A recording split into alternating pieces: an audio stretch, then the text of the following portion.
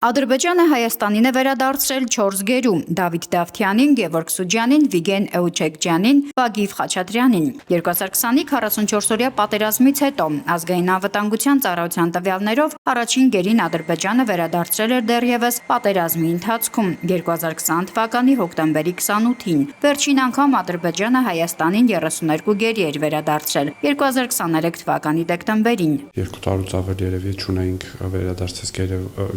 վերադարձած գերիներ, կարծեմ վերջին եղել էր 2023 թվականի դեկտեմբերի, երբ որ մեծ խմբով գերիներ վերադարձան։ Սա տեղի է ունեցել երկարատև աշխատանքի, դիվանագիտական, քաղաքական աշխատանքի արդյունքում։ Հայաստանի եւ Ադրբեջանի միջև բանակցությունների արդյունքում, ինչպես նաեւ հայկական կողմի երկարատև դիվանագիտական եւ քաղաքական աշխատանքի շնորհիվ հունվարի 14-ին եւս 4 գերիներ վերադարձան Հայաստան։ Այս հարցը շատ ակտիվ ներքաղաքական դաշտում է քննարկվել եւ Հայաստանի կառավարությունը եւ նաև մենք խորհրդարանականներ, կառավարող ուժի ներկայացուցիչները քննադատության են ենթարկվել ընդդիմության կողմից, որ գերիների հարցով ոչինչ չի արվում եւ այլն։ Գործող իշխանությունը հակադարձել է։ Գերիների հարցով միայն բարձրաձայն խոսելը գործին օգուտ չի տա, ավելին կարող է նաև վնասել գործընթացին։ Խոսել ենք թե Ադրբեջանի հետ եւ թե նաև այլ միջազգային գործընկերների հետ, որոնք կարողանային մեր մեսիջները փոխանցել, որ այս հարցը կարևոր է, հատկապես հիմա խաղաղության համատեքստում։ Չնայած այն հանգամանքին, որ գերիների հարցը շարունակում է մնալ խոչընդոտ խաղաղության ճանապարհին, падգամավորի խոսքով ամեն ինչ արվելու է, որպեսզի մնացած 15 գերիներն ու պահվող անձինք եւս վերադարձվեն Հայաստան։ Հայաստանի համար մենք տարբերակում չենք դնում, թե ովքեր են գերիները, այդ մարդկանց թե ովքեր է յուրաքանչյուր գերին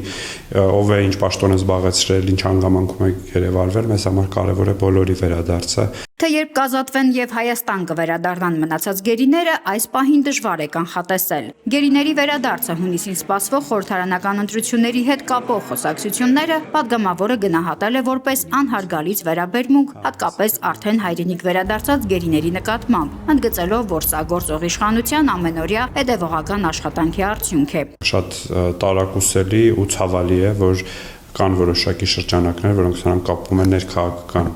հարցերի հետ, որովհետև սա չի կարող լինել ներքաղաքական քննարկման հարց։ Ինչը փորձում է դարձնել մեր ընդդիմությունը։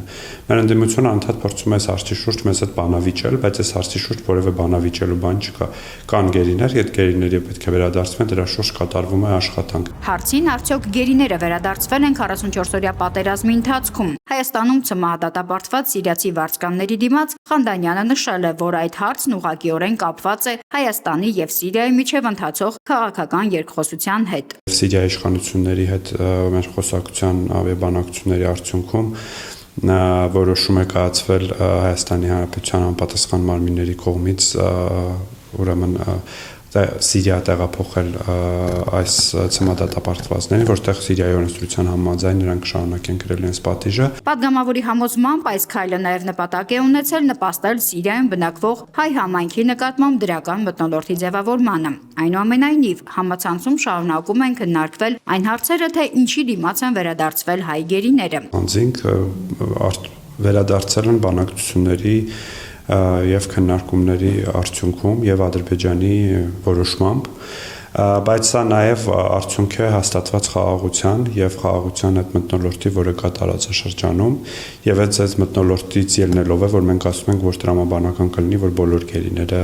եւ պահվող անձինք ազատ արձակվեն եւ վերադառնան Հայաստան։ Անհետ կորածների մասով եւս շարունակվում են աշխատանքները, որոնցով զբաղվում են Հայաստանի եւ Ադրբեջանի համապատասխան կառույցները։ Նարնե Ղուկասյան, Էմանուել Ստեփանյան, Ռադար Արմենիա։